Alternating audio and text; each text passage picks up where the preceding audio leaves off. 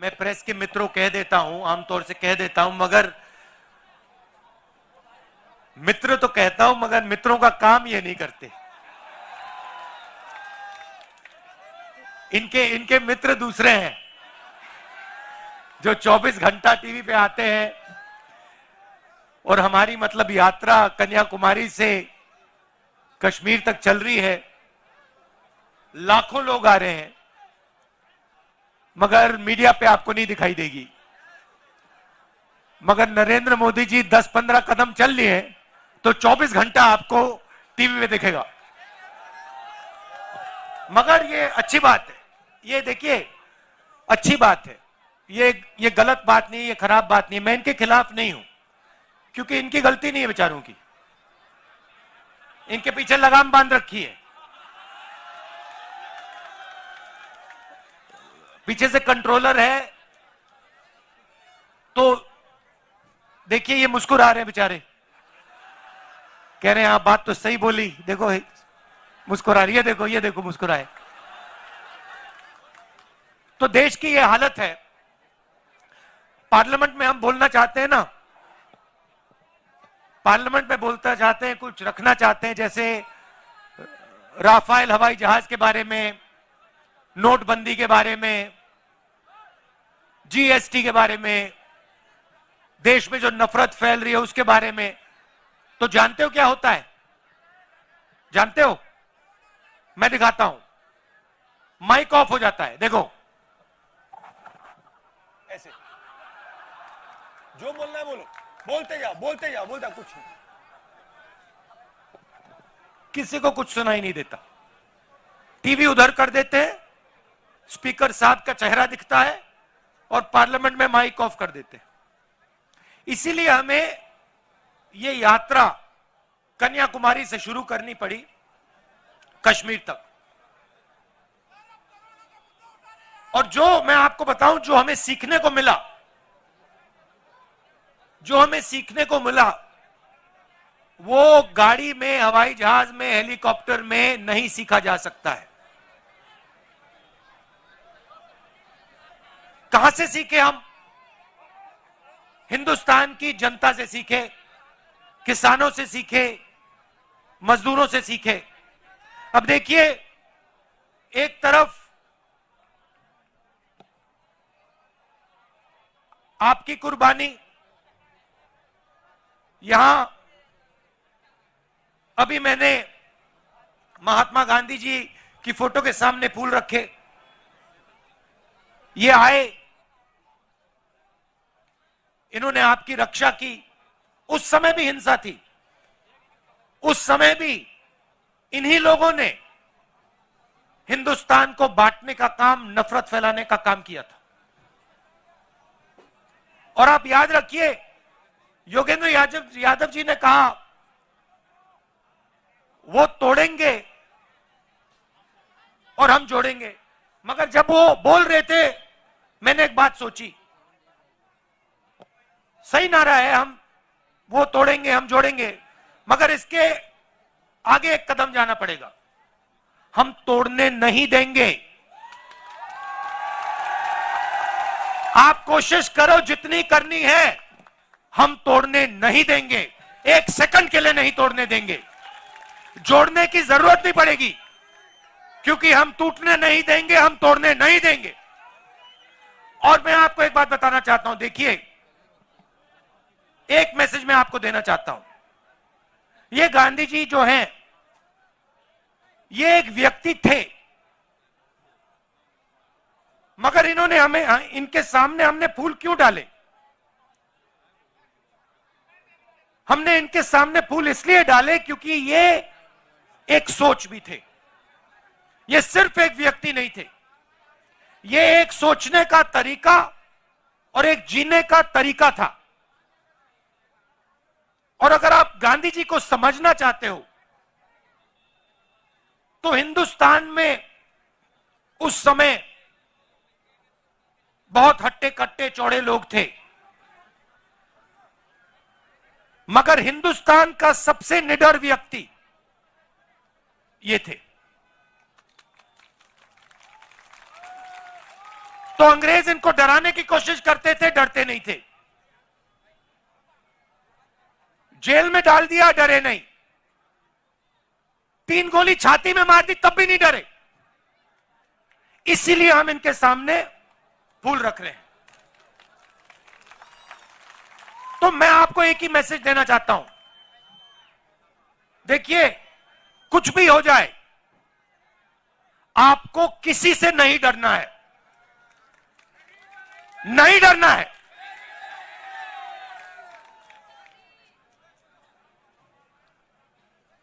अब मैं आपकी सड़कों पे चला हूं।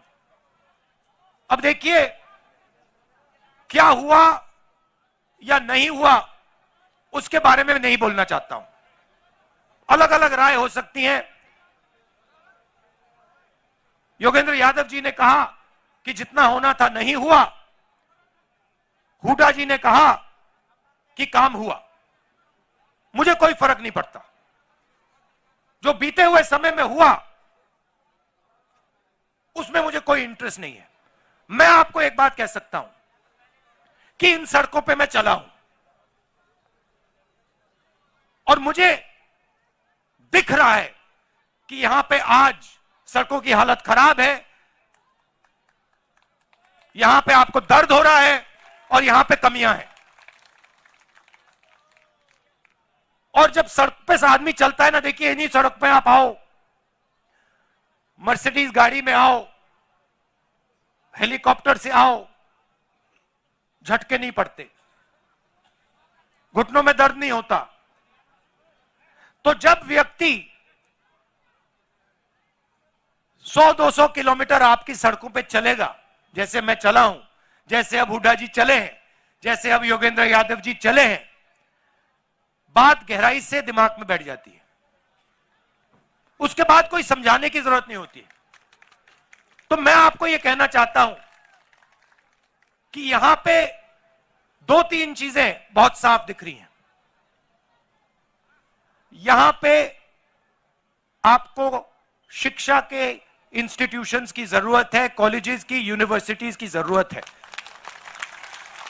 यहां पे आपको अस्पतालों की, मेडिकल कॉलेजेस की जरूरत है। यह सबको दिख रहा है और यह हमें भी दिखा है। तो मैं आपको एक बात कहना चाहता हूं कि हमारी सरकार आएगी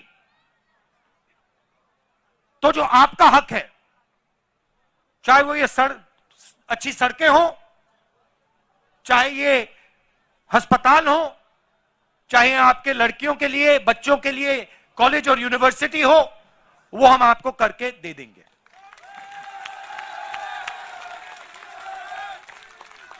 मैं ये भी नहीं कह रहा हूं कि ये 2 दिन में हो जाएगा। मुझे झूठ बोलना अच्छा नहीं लगता है, समय लगेगा, मगर हमारी नीयत साफ है और हम आपको करके दिखा देंगे।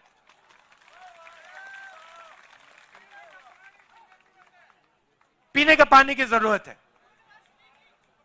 यूनिवर्सिटी की, सच्ची सरकार की। अब भैया ये तो आपको मोदी जी से बात करनी पड़ेगी। महंगाई की मोदी जी से बात कीजिए, बेरोजगारी की मोदी जी से बात कीजिए। अच्छा, यात्रा हमने शुरू क्यों की? क्योंकि लोकसभा में हमारी बात नहीं सुनी जा रही थी। जैसे मैंने आपको कहा, माइक ऑफ कर देते हैं और देश में ये डर और नफरत फैलाने की कोशिश कर रहे हैं। नोटबंदी हो, गलत जीएसटी हो, कोविड के समय इन्होंने जो काम किया, ये सब जो कमजोर लोग हैं, गरीब लोग हैं, किसान, मजदूर, छोटे दुकानदार, छोटे व्यापारी, इनको चोट पहुंचाने के लिए करते हैं ये लोग। इनका लक्ष्य 3-4 अरबपतियों की मदद करने का है। मैं आपको एक छोटा सा उदाहरण देता हूं। इन्हीं सड़कों पे मध्य प्रदेश में नहीं, राजस्थान में मुझे किसी ने बताया कि अगर आज हिंदुस्तान में आप मैदा, गुड़, ऐसी चीजें बेचो, तो अगर आप 25 किलो से कम बेचते हो तो आप पर जीएसटी लग जाती है, और अगर आप 25 किलो से ज्यादा बेचते हो तो जीएसटी माफ हो जाती है। अब आप सोचिए, जो छोटा व्यापारी है जो 25 किलो से कम बेच रहा है उस पर इन्होंने जीएसटी लगा दी, और जो अरबपति है जो 25 किलो से ज्यादा हजारों लाखों किलो बेच रहा है उसकी इन्होंने जीएसटी माफ कर दी। नोटबंदी और जीएसटी ये पॉलिसियां नहीं है, ये हथियार है, ये छोटे व्यापारियों को मारने के हथियार है। और ऐसे ही इन्होंने एक और नया हथियार निकाला था,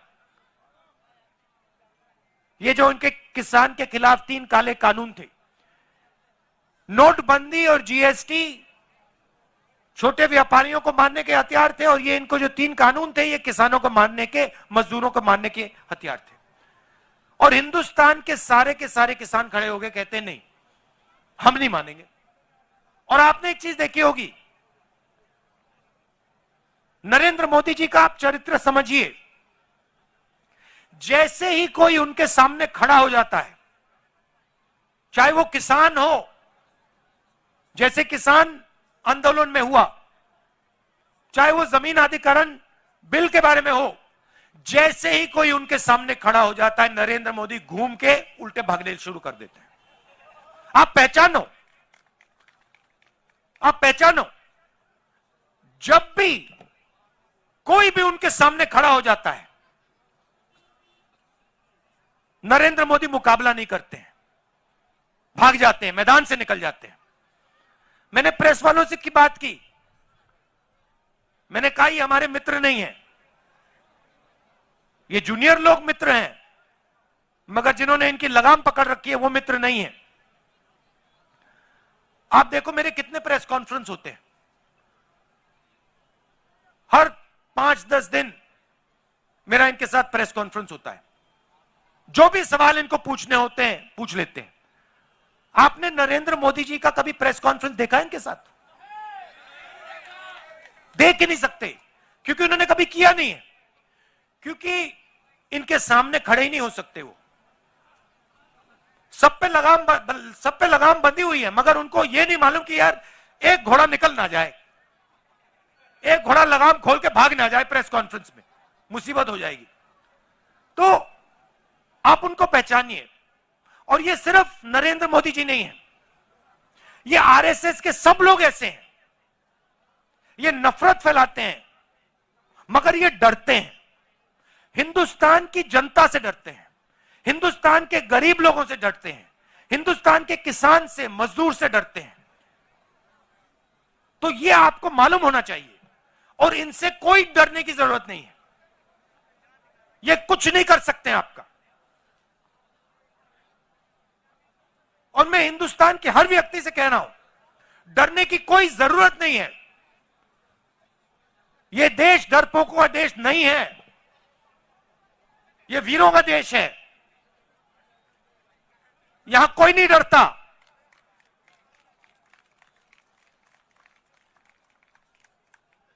और यह यात्रा ने दिखाया है, कन्याकुमारी से यहां तक आए हैं हम। कितने किलोमीटर हो गए वेणु जी? 3000 किलोमीटर हो गए, 3000। और मैं अकेला नहीं चला हूं, हजारों लोग चले हैं। हमारे साथ एक 90 साल का व्यक्ति चल रहा है, 90 साल का, सबसे सामने चलता है, किसी से नहीं डरता। वो है हिंदुस्तान। तो इस यात्रा ने दिखाया है कि ये देश किसी से नहीं डरता है, अपने भविष्य से नहीं डरता। और एक दिन, जिस दिन ये खड़ा हो गया एक साथ, जिस दिन ये देश एक साथ खड़ा हो गया, उस दिन ये पूरी की पूरी नफरत, हिंसा सब खत्म हो जाएगी। और ये भी मत सोचो कि ये दिन बहुत दूर है, ये दिन दूर नहीं है। ये दिन आने वाला है, जब एक बार फिर ये देश मिलकर भाईचारे के साथ, मोहब्बत के साथ एक साथ आगे बढ़ेगा। हम तोड़ने नहीं देंगे, सवाल नहीं उठता। जितनी कोशिश करनी है करो, तोड़ने की कोशिश करो, इस देश को हम टूटने नहीं देंगे। खत्म।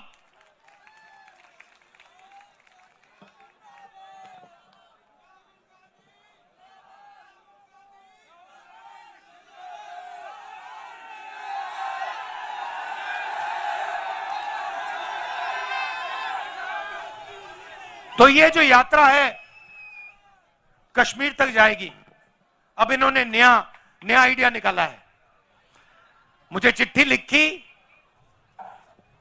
लिखी कि कोविड आ रहा है, यात्रा बंद करो। कोविड आ रहा है, यात्रा बंद करो। अब भैया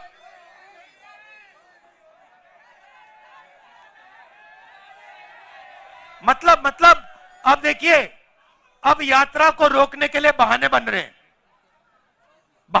अब मास्क पहनो, यात्रा बंद करो, कोविड फैल रहा है, सब बहाने हैं। हिंदुस्तान की शक्ति से, हिंदुस्तान की सच्चाई से ये लोग डर गए हैं। ये सच्चाई है। और देखिए यात्रा में, अब देखिए मैं आपको मजेदार बात बताता हूं। यात्रा में अब हम 100 दिन से ज्यादा चले हैं। इसमें हिंदू, मुसलमान, सिख, ईसाई, हर जात के लोग, महिला, पुरुष, बच्चे, 5 साल के बच्चे, सब चले हैं। इसमें किसी ने किसी से नफरत नहीं की। मैंने अपने आंखों से देखा है, लाखों लोग चले हैं। किसी ने किससे ये नहीं पूछा कि भाई तुम्हारा धन क्या है, तुम कहां से आए हो, कौन सी भाषा बोलते हो, किसी ने नहीं पूछा। 24 घंटा इस यात्रा में लोगों ने एक दूसरे का आदर किया, गले लगे, हाथ में हाथ लेकर यह यात्रा चली है। और दूसरी बात देखो, इस यात्रा में धक्का लगता है, कोई गिर जाता है। जैसे कल हमारे पीसीसी प्रेसिडेंट गिर गए। आप इनसे पूछो, 1 सेकंड नहीं लगा, 7-8 लोगों ने इनको उठा दिया 1 सेकंड में। किसी ने यह नहीं पूछा भैया आपका धर्म क्या है, आपकी जात क्या है, तो नाम क्या है, क्या करते हो ना। हिंदुस्तानी हो, उठा देंगे आपको, नीचे नहीं गिरने देंगे। ऐसी सरकार हमें चाहिए जो हर हिंदुस्तानी की रक्षा करे, किसान की रक्षा करे। किसान के सामने मुसीबत आए, एकदम पूरा का पूरा हिंदुस्तान घूम के उसकी रक्षा करे। मजदूर के सामने मुश्किलें आई, एकदम हिंदुस्तान, पूरा का पूरा हिंदुस्तान अपने मजदूरों की मदद करे। ऐसा हिंदुस्तान हम चाहते हैं। ये आरएसएस का, नरेंद्र मोदी का नफरत भरा हुआ हिंदुस्तान नहीं चाहिए हमें। हिंदुस्तान के किसी को नहीं चाहिए। बहुत क्लियरली मैंने बोला, आपकी नफरत के बाजार में हम मोहब्बत की दुकान खोल रहे हैं। और ये मैंने आपको मैसेज दिया है। ये आप मत सोचो कि सिर्फ राहुल गांधी दुकान खोल रहा है, मोहब्बत की दुकान खोल रहा है ना। मैं आपको कह रहा हूं, आप सबको कह रहा हूं, हिंदुस्तान के हर युवा को कह रहा हूं, हर किसान को, हर मजदूर को, हर छोटे दुकानदार को, आप मोहब्बत की दुकान खोलो। नफरत के बाजार में मोहब्बत की दुकान खोलो। भाई भाई के साथ मोहब्बत की बात करें, एक दूसरे से आप मोहब्बत प्यार से बात करो, गले लगो। यही देश की शक्ति है, यही देश को आगे ले जाएगा। तो आप सबका दिल से धन्यवाद करना चाहता हूं। और जो आपने मुझे मैसेज देना था, वो मैसेज मैं समझ गया हूं, वो मैसेज मेरे साथ जाएगा वापस और उसका नतीजा आपको दिखेगा। बहुत बहुत धन्यवाद। जय हिंद, नमस्कार।